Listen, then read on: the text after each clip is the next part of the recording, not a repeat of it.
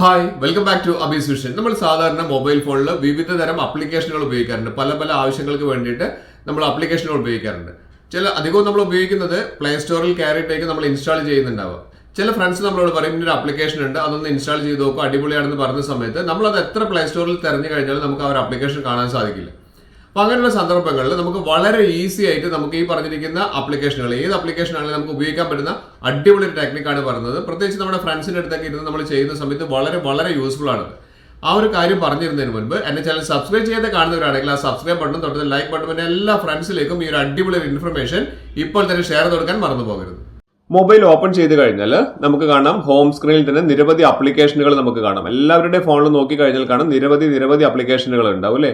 അതായത് യൂട്യൂബ് ആണെങ്കിലും ഫേസ്ബുക്ക് ആണെങ്കിലും ഇൻസ്റ്റാഗ്രാം, ജിമെയിൽ, അങ്ങനത്തെ നിരവധി ആപ്ലിക്കേഷനുകൾ നമ്മൾ ഡെയിലി ലൈഫിൽ ഉപയോഗിക്കുന്നുണ്ട്.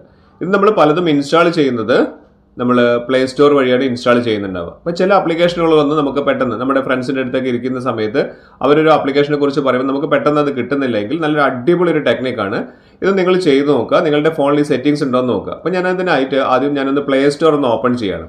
വളരെ യൂസ്ഫുൾ ആണ്. നിങ്ങൾക്ക് 100% യൂസ്ഫുൾ ആവുന്നുള്ള കാര്യം ഉറപ്പാണ്. അപ്പോൾ നമ്മളൊന്ന് ആ പ്ലേ സ്റ്റോർ ഒന്ന് ഓപ്പൺ ചെയ്ത് കഴിഞ്ഞാൽ നമുക്ക് ഏറ്റവും ടോപ്പിലായിട്ട് നമുക്ക് പ്രൊഫൈൽ ഐക്കൺ കാണാൻ സാധിക്കും അല്ലേ.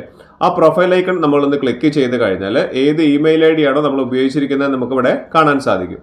അതിൻ്റെ താഴെയായിട്ട് നമുക്ക് ആ ഡ്രോപ്പ് ഡൗൺ ഏരോ കാണുന്നുണ്ടല്ലോ, അതൊന്ന് ക്ലിക്ക് ചെയ്ത് കഴിഞ്ഞാൽ നമ്മുടെ ഫോണിൽ ഉപയോഗിച്ചിരിക്കുന്ന ഇമെയിൽ ID കൾ നിരന്ന് നോക്കണ്ടില്ല, ഇവിടെ വന്ന് നിൽക്കുന്നുണ്ടല്ലേ, ഇതേപോലെ വന്ന് നിൽക്കും. ഇതിൽ ഏത് ഇമെയിൽ ID ആണോ നിങ്ങൾ യൂസ് ചെയ്യുന്നത് അതൊന്ന് ക്ലിക്ക് ചെയ്ത് കഴിഞ്ഞാൽ ഇവിടെ താഴെ വന്നു കഴിഞ്ഞാൽ മാനേജ് ആപ്സ് ആൻഡ് ഡിവൈസ് പറയുന്ന ഒരു ഓപ്ഷൻ കാണാൻ സാധിക്കുന്നുണ്ട് അല്ലേ. മാനേജ് ആപ്സ് ആൻഡ് ഡിവൈസ് പറയുന്ന ഒരു ഓപ്ഷൻ, അതിൽ നമുക്ക് താഴേക്ക് വന്നു കഴിഞ്ഞാൽ നിങ്ങളുടെ ഫോണിൽ സെറ്റിംഗ്സ് ഉണ്ടോ എന്നുള്ള കൃത്യമായിട്ട് നോക്കുക. അവിടെ ഷെയർ ആപ്സ് എന്ന് പറയുന്ന ഒരു ഓപ്ഷൻ കാണാം. അവിടെ സെൻഡും അതുപോലെ തന്നെ റിസീവും കാണിക്കുന്നുണ്ട്. ഷെയർ ആപ്സിൽ സെൻഡ് ആൻഡ് റിസീവ്. അപ്പോൾ നിങ്ങളുടെ ഫോണിലുള്ള ഒരു ആപ്ലിക്കേഷൻ അല്ലെങ്കിൽ 1-2 ആപ്ലിക്കേഷനാണ് നിങ്ങൾ നിങ്ങളുടെ ഫ്രണ്ട്സിന് അയച്ചു കൊടുക്കുന്നതെങ്കിൽ നിങ്ങൾ ഈ ഫോണിൽ നിങ്ങൾ എടുക്കേണ്ടത് സെൻഡാണ്. അതായത് ഈ ഫോണിലുള്ള ആപ്ലിക്കേഷൻ നിങ്ങളുടെ ഫ്രണ്ട്സിന് അയച്ചു കൊടുക്കാൻ വേണ്ടിയിട്ട് നിങ്ങൾ എന്ത് ചെയ്യാം, ആ സെൻഡ് ഒന്ന് ക്ലിക്ക് ചെയ്യുക.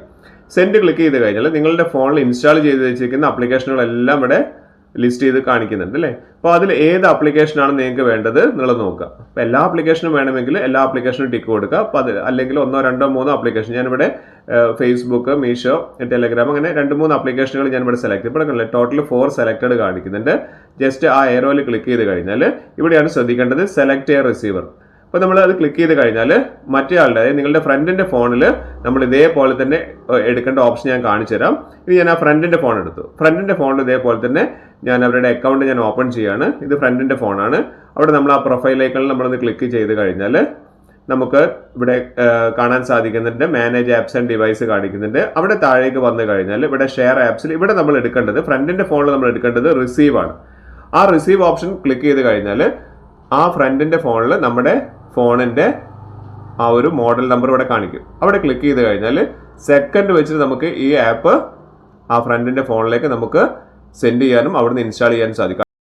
നിങ്ങളുടെ പ്ലേ സ്റ്റോറിൽ ഈ ഒരു ഓപ്ഷൻ ഉണ്ടോ എന്നുള്ള കാര്യം കമൻ്റായിട്ട് അറിയിക്കുവാൻ മറക്കരുത്.